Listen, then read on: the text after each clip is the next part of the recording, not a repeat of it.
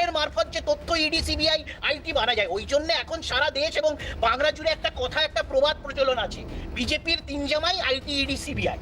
যে বিষয়টা কোনো দুর্নীতির তদন্ত বা তার নিরিখে কে দুর্নীতি করেছে তাকে ধরার নয়, বিষয়টা হচ্ছে রাজনৈতিকভাবে ভোটে মোকাবিলা না করতে পারার হতাশা। কোথাও বিজেপির সাথে সাঠগাঁঠ করে এই রাম এবং বাম এজলাসে মিলে হাত ধরাধরি করে তারা একটা রায় করাতে চাইছে যে রাজনৈতিকভাবে পরাজিতকে আমরা সেটা ঘুরপথে যদি রাজনৈতিক একটু ফায়দা তোলা যায়। আমি বলি 2018 সাল, তো ওই সময় একটা জেনারেল কনসেন্ট থাকে সিবিআইকে দেওয়া। জেনারেল কনসেন্ট পশ্চিমবঙ্গ সরকার উইথড্র করে। জেনারেল কনসেন্টে কী হয়, সিবিআই যে কোনো মামলা রাজ্যের অনুমতি ছাড়া রাজ্যে তদন্ত করতে পারে।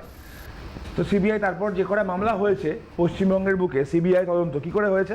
কোর্টে গিয়ে হয়েছে। আচ্ছা, কোর্টে কেন হয়েছে? কোর্টে প্রাইমা ফেসি দেখানো হয়েছে দুর্নীতি হচ্ছে, শাসক দলের যোগ আছে। মোটামুটি প্রাইমা ফেসি দেখার পর ফর ট্রান্সপারেন্সি দেওয়া হলো সিবিআইকে। তো ফার্স্ট প্রশ্ন, আমরা বলেছিলাম চাকরি চুরি করতে, আমরা বলেছিলাম বান্ধবীর খাটের তলায় টাকা রাখতে, আমরা বলেছিলাম মুখ্যমন্ত্রীকে উপদেষ্টা কমিটি গঠন করতে, আমরা বলেছিলাম চাকরি চুরির একটা শিল্প তৈরি করতে। আমাদের কথায় মুখ্যমন্ত্রী করেছিলেন কি? না তো। আগে দেখো, যখন সুদীপ্ত সেন, গৌতম কুণ্ডুরা বাইরে ছিল, তখন ছবি টবি বিক্রি করে দল চলতো।